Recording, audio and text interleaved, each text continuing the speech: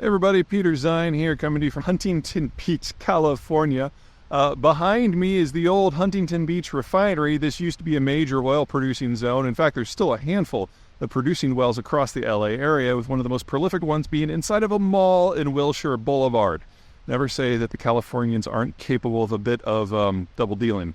Anyway, the reason I wanted to talk about this, and this is what made me think of it, is we've got a bit of a crisis going on in California. I'm going to rotate around a little. Not only is the view better, but you can even see some of the old oil platforms out in the ocean. Hey, there. Okay. Anyway, the short version is that California has a very high tax regime for a lot of things, but none more so than gasoline, where it has the highest gasoline taxes in the country. And as a result, gasoline in California is ridiculously expensive, often goes over $5 a gallon. I think that's where it is right now, actually.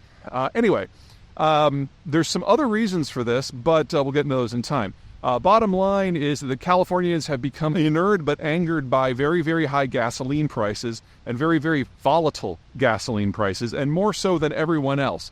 Everyone else is, used to the up and down of crude prices and how that affects things. There's more going on in California. I figured that was worth exploring. The governor of California, Gavin Newsom, has recently signed into law a project that will force refiners to maintain storage of gasoline grades for the California market as a cost of doing business in the state. The intent is so that when maintenance happens, especially unscheduled maintenance, that there's always a reserve that the state can fall back on to keep energy prices out of control.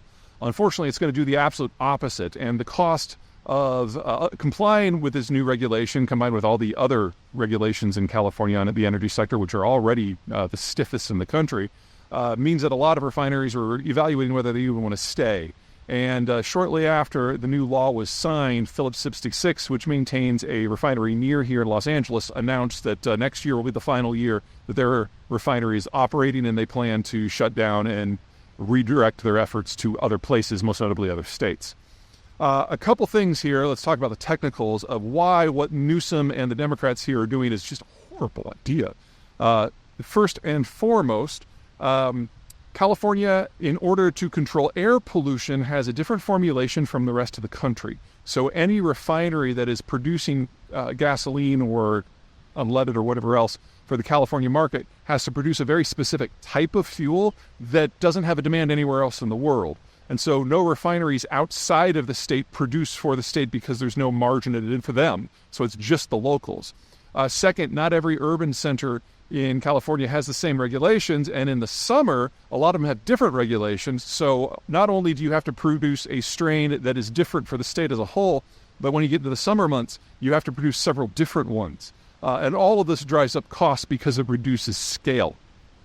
The idea of the regulation that you have to have storage makes sense. But gasoline, once it's refined into a fuel, if it's stored for any appreciable amount of time, more than days to a few weeks, starts to degrade. So the cost of keeping this up is really high, and the waste that comes out of it is not minor. And so from a carbon point of view, this isn't a great idea anyway. There's any number of reasons why this isn't a great plan, but the Californians are doing it anyway. And that means that California is setting itself up for a bit of a problem down the road, more than just high prices. You see, California is the only one of the lower 48 that is not participating in the shale revolution in some way. They have a significant oil field here in the Monterey Shale that's out in Kern County in the valley, but the techniques that are used for fracking have specifically been banned, but oil production has not. So the locals are using technologies that are older and arguably dirtier than shale tech in order to produce crude for this local market. This new regulation further separates California from the rest of the country.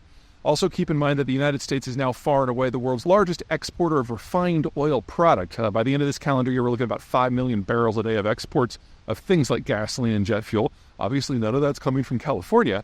But for the rest of the country, we're awash in an embarrassment of energy production and fuel production, whereas California is in a huge deficit. And now California is the state that is most dependent not just on energy imports, but energy imports from another hemisphere.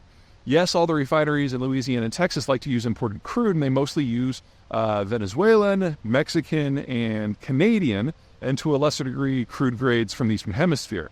But everything, almost everything, that California gets comes from the Eastern Hemisphere, and almost all of that comes from the Persian Gulf.